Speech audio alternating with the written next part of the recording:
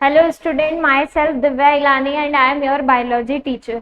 तो बच्चों, कल हमने देखा था टेक्सोनॉमी के बारे में, क्लासिफिकेशन हमने कंप्लीट किया था। आज अगर बात करें तो बेटा हम लोग करने जा रहे हैं न्यू टॉपिक जिसका नाम है सेल डिवीजन।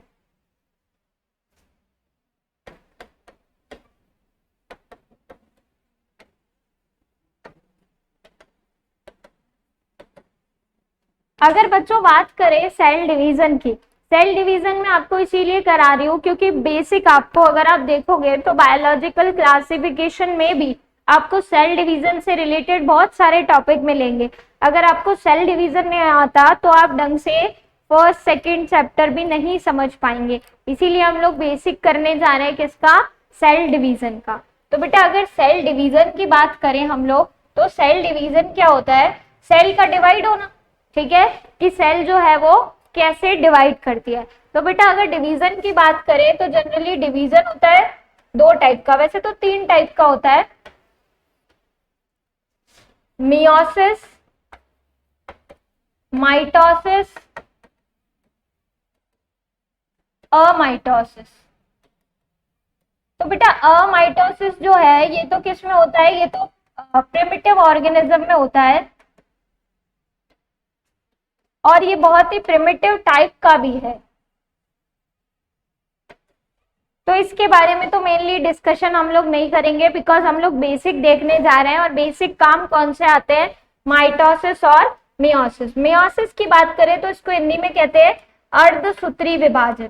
इसको कहते हैं अर्धसूत्री विभाजन। और अगर बात करें किसकी, अगर बात करें माइटोसिस की, तो इसको कहते हैं समसूत्री विभाजन। समसूत्री विभाजन। अगर बेटा बात करें हम किसकी, समसूत्री विभाजन की, तो इसमें क्या है? समसूत्री, सूत्र रिप्रेजेंट कर रहे हैं गुणसूत्र को और सम रिप्रेजेंट कर रहा है समान संख्या को।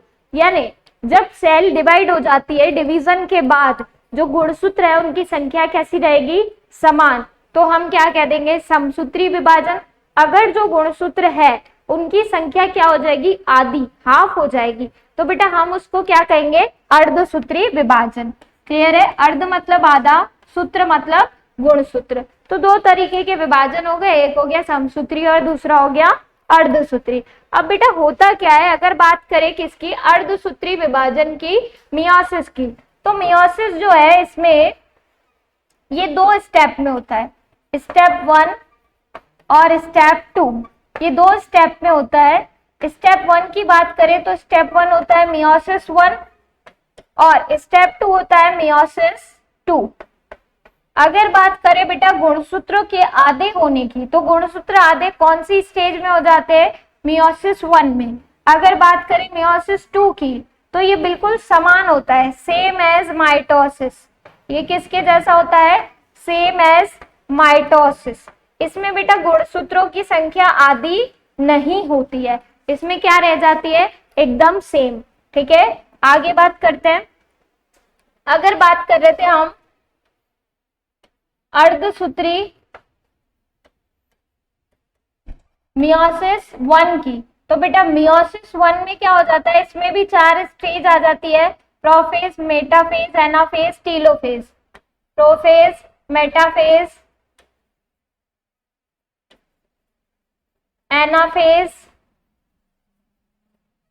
टीलोफेज। और इनके आगे क्या लग जाता है? प्रोफेज 1, मेटाफेज 1, एनाफेज 1 और टीलोफेज 1। अगर इनकी बात करें, अगर मान लो कोई कोशिका थी, ये कैसी थी? 2n थी। 2n क्या होता है बेटा? डिप्लॉइड। 2n का मतलब है डिप्लॉइड और n का मतलब होता है हैप्लॉइड। डिप्लॉइड का मतलब क्या होता है? जब कोई भी न्यूक्लियस में जो गुणसूत्र है वो कैसे उपस्थित हो बेटा? गुणसूत्र जोड़े में उपस्थित हो, प्रेजेंट इन पेयर। जब क्रोमोसोम कैसे होते हैं? Present in pair. अगर पेयर में प्रेजेंट हो तो उसको हम बोल देते हैं डिप्लॉइड। अगर गुणसूत्र कैसे प्रेजेंट हो? सिंगल फॉर्म में, अनपेयर फॉर्म में प्रेजेंट हो, तो उसको हम कह देते हैं हैप्लॉइड ऑर्गेनिज्म। तो दो टाइप के ऑर्गेनिज्म होते हैं। अगर कोई सेल कैसी है? 2n, अगर उसने क्या किया? अर्धसूत्री विभाजन किया, तो बेटा ये 2n से अर्धसूत्री प्रथम, ये अर्धसूत्री प्रथम है, इसमें कैसी हो जाएगी, 2 सेल बन जाएगी N और दूसरी बन जाएगी N। अगर बात करें अर्धसूत्री द्वितीय की, मियोसिस सेकेंड की, तो N से वापस क्या बन जाएगी, अगली सेल N, फिर N, और ये वाली N भी 2 सेल बना लेगी। इसको भी कह देते हैं हम कौन सा विभाजन, मियोसिस सेकेंड या अर्धसूत्री सेकेंड। तो बेटा अर्धसूत्री प्रथम में आधी होती है संख्या, द्वितीय में आधी नहीं होती, और ये किसके जैसा होता है, same as mitosis, same as mitosis. अगर बेटा बात करें हम किसकी, टोटल सेल की, कि एक सेल से कितनी सेल बनती है मियोसिस में, तो बनती है बेटा 4। अगर बात करें किसकी, माइटोसिस की, माइटोसिस की बात करें तो माइटोसिस में क्या होता है, एक सेल है, क्योंकि ये 1 स्टेप प्रोसेस है, इसमें एक ही स्टेप होता है, ठीक है। तो इसमें बेटा माइटोसिस 1 होता है, केवल एक ही होता है, इसलिए इसको हम, इसमें भी 4 ही स्टेज होगी, प्रोफेज, मेटाफेज, एनाफेज और टीलोफेज, बट उसको हम डायरेक्ट लिखते हैं, पीछे 1 और 2 नहीं लगाते, prophase, metaphase, anaphase and telophase. Clear है। तो यही 4 स्टेजेस किसमें होगी, माइटोसिस में। अगर बात करें कोई कोशिका 2n थी और उसने क्या किया है, माइटोसिस, तो बनने वाली कोशिका कैसी होगी, अगली बनने वाली कोशिका भी होगी 2n और 2n। अच्छा, अगर बात करें किसकी, विभाजन की, तो विभाजित होते समय, ये तो हो गए विभाजन के प्रकार, बट विभाजन होते समय और 2 सब स्टेप भी होते हैं। वो सब स्टेप क्या होते हैं, पहले एक कोशिका है, ये उसका न्यूक्लियस है, तो सबसे पहले क्या डिवाइड होगा बेटा, सबसे पहले डिवाइड होता है किसी सेल का न्यूक्लियस, पहले न्यूक्लियस डिवाइड हो जाता है, उसके बाद स्टार्ट होता है क्या, साइटोप्लाज्मिक डिवीजन, उसके बाद में डिवाइड हो जाता है साइटोप्लाज्म, और लास्ट में जाके कितनी सेल बन जाती है, 2 सेल बन जाती है।